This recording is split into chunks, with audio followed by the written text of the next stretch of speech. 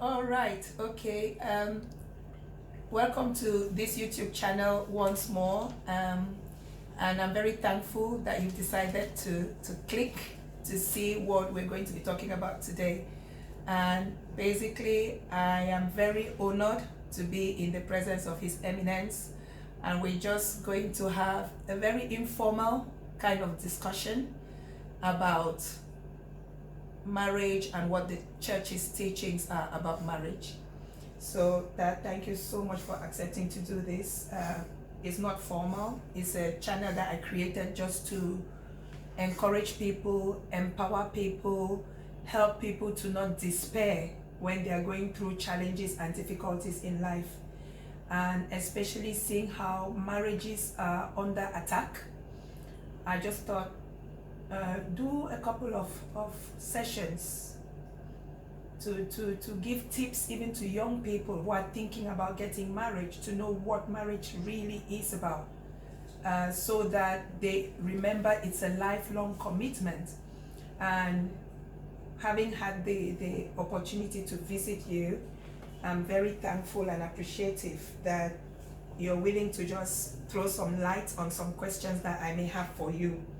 So the first question I'm just going to ask you is, what is marriage in general, and what is the church's teachings about marriage or on marriage? For the Catholic Church, marriage is a contract between a man and a woman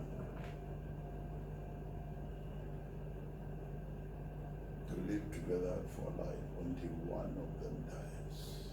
You might want to come closer in case I don't have a microphone, so that voice might not be loud enough. Yeah.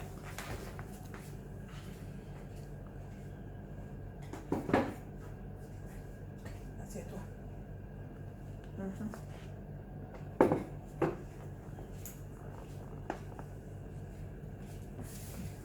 What is marriage? So I've said it's a contract between a man and a woman for a lifelong union.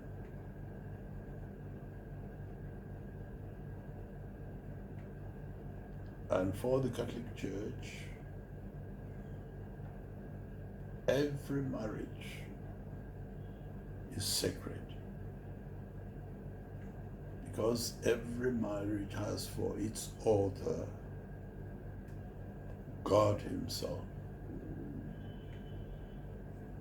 So it is God who created man and the woman.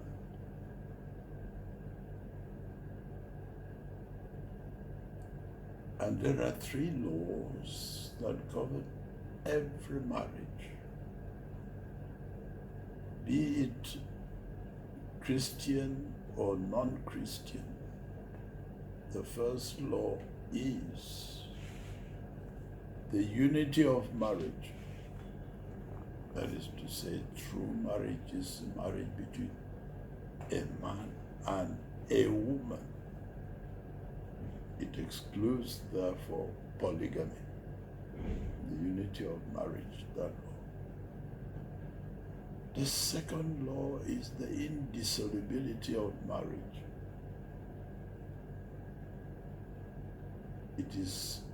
That is to say, marriage is a lifelong affair. As the couples say, until death do us part. The third law is the law of fecundity. That is to say, the couple should not have the intention of excluding the possibility of getting children. But this does not mean that if there is no child, the marriage is invalid. The having of children has nothing to do with marriage as such. For having a child is not a right. It is a gift from God. And therefore, even if there is not a single child for the Catholic Church, the marriage is still valid. These are the fundamental ideas of marriage. Every marriage is sacred. Yeah. And in your experience, all of these years in this ministry, what advice would you quickly want to give any young couple that come to you for advice before stepping into this commitment of marriage? I would advise every young man and woman who want to get married, first of all, not to rush into marriage. Secondly, to prepare for marriage. If they are Christians today, in many of our dioceses, I'm thinking of Cameroon, there is a certain period when the couple, even in a parish, have to be prepared. And often it lasts up to 3 months before marriage. Today there are cases where the fiancé, two young men who want to get married are not living in the same area. For example, they are somewhere in Europe, and their partner is in Africa. If they are Christians, we say, all right, get yourself prepared wherever you are in any parish. You can prepare them separately so that they know in what they are engaging. That is to say, the demands, the exigencies of the married life. There are times of joy, there will be times of joy, times of misunderstandings. And they should be ready to forgive and to forget. To ask God daily to increase their love for each other. And whatever their problems, they should look for elderly people who have the marriage experience to help them. That is the advice I would give any young person who wants to get married. Don't marry because your relatives are pushing you to get married to somebody. I had a case where the girl said she had never consented, even in the church, that he played the show to satisfy her parents. I told her, what you're saying there is very serious. If that is proved that you had not consented, that you only faked, then the marriage is invalid. That's interesting. Does that mean that if someone before marrying was not honest about something, completely honest, and were just doing it for show or to have the label of a married person, that's no marriage.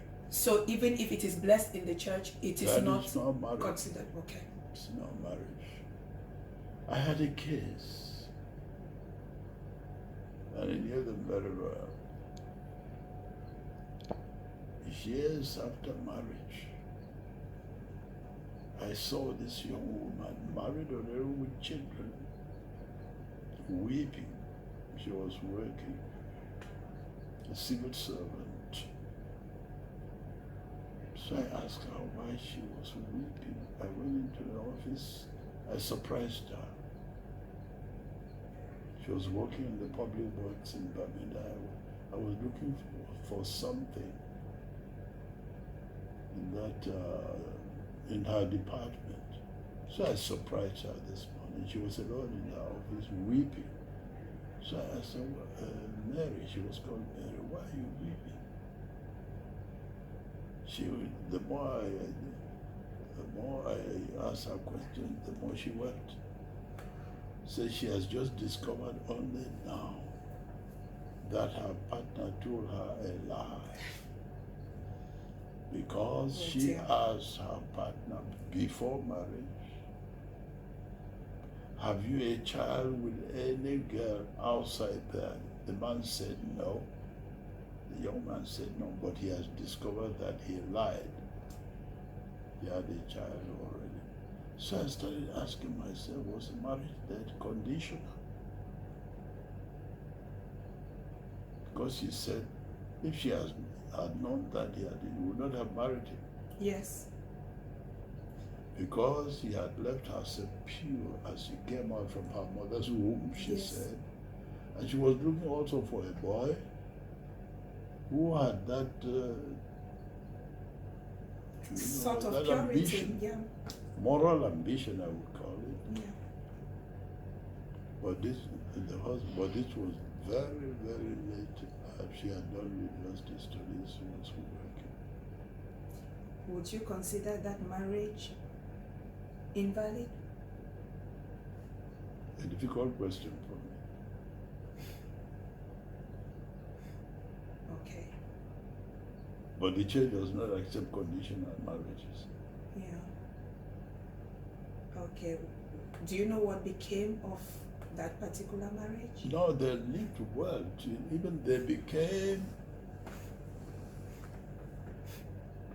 advisors, couple advisors to marriage.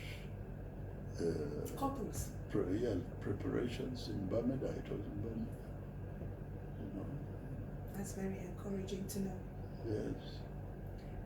And they said that their commitment to help others. Yes. Strengthen their bond. So that in times of challenges, those are the sort of challenges that come to prove that, to see if you will stay together or... Yes. Very good. They stay together till death. In fact, they are buried, the two of them are buried in Bermuda. I don't want to go further because some people really will recognize. Yes, that's fine. So, when couples have decided, say for example in Cameroon, to get married, are there preparatory courses or seminars or counseling? Seminars. We don't have ongoing formation now, but we prepare them. They are prepared, even every parish. And in this archdiocese, we have a couple that have been theologically formed. They have theological degrees concerning the family. So they are permanently employed by the diocese, this diocese, as couple counselor to young couples, either who are married or who are already married and have problems. Yeah, because what I've noticed is a lot of couples don't realize or see the need to go to counseling even when they are married. Sometimes it may be, especially with men from my experience, they think that if you go to counseling, you're kind of exposing your problems or telling the counselor or the world that you can't handle your own problems. So what can we say to actually encourage couples that it is actually a good thing? I lived an experience here in this diocese. It was the wife who came to report the husband to me. And I told her, if I listen only to you, you will win the case. but I would like us to be together with our husband, 3 of us. So she said, that's why I came to see you. I wanted to be there. Mm-hmm. So I tell her, she gave the number of the telephone number of her husband's telephone. I telephoned and told him, your wife is here before me. She came to report you to me. She has some,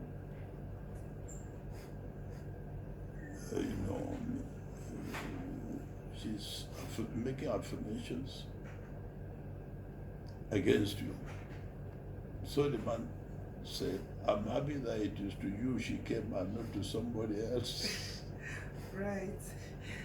So the man came, and the 3 of us were in my office. I told the wife, repeat what you told me. Oh, we're 2 of us. What you told me against your husband. Yes. She repeated it faithfully. And the husband, has with his hands as if he were praying, replied that all Madam has said are true. What should I do now?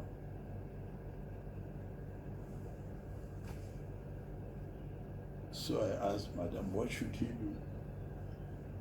What should your husband do now? It was a matter of infidelity. Say, he doesn't want to see him again in that woman's house. So the man said, I will try. The wife said, you will not only try, say you will not go there again. I said, all right, I will not. But the man had already 2 children with this other woman outside. What will I do with the 2 children? So then I told the wife, or 3 of us, that he has the obligation to educate those children until they become independent. Mm-hmm. She said, I agree. Let him do that. But should not go to that. Yeah. Touching on infidelity, actually, which is like one of the highest reasons why marriages break up. With the church, infidelity permits the innocent partner to quit the other one. But he cannot remarry. The question is if it is repeated. So if the couple decide to stay even together. If it happens once. Oh. Even with the state, that's one of the reasons for divorce, even if it took place only once. It's considered as a grievous fault. And with the church, that permits the innocent one to quit the other one for life. And if a young couple, the church proposes a reconciliation and forgiveness. Mm-hmm. But she has the right, or he has the right. Right. The innocent. And this is where it becomes tricky. They have the right to then leave the marriage. And of course, you are not bound to use what is your right. You can sacrifice your right. Yeah. Yes, and stay. Yes. Which I like, is a good idea because for reconciliation. Because that shows forgiveness, reconciliation, and all of that. But if they separate, can any one of them remarry, or both of them? No. Until the marriage is declared null. Infidelity is not a reason for nullifying a marriage. Okay. Now, can you just present us with some general practical examples of reasons that marriages have broken up which you are aware of, and the advice you would just give on how to prevent them? In quite a number of cases, it is infidelity. Okay. Infidelity. Because there are some women, and infidelity often on the part of the man. And some women cannot just tolerate that. that they got married. And in some cases, the men still succeed in getting married to a second wife with a monogamous regime. Mm-hmm. That's crookery. Yeah. Dishonesty, bribery and corruption goes very far. And the woman, the first wife, could take them to court. And she would win the case.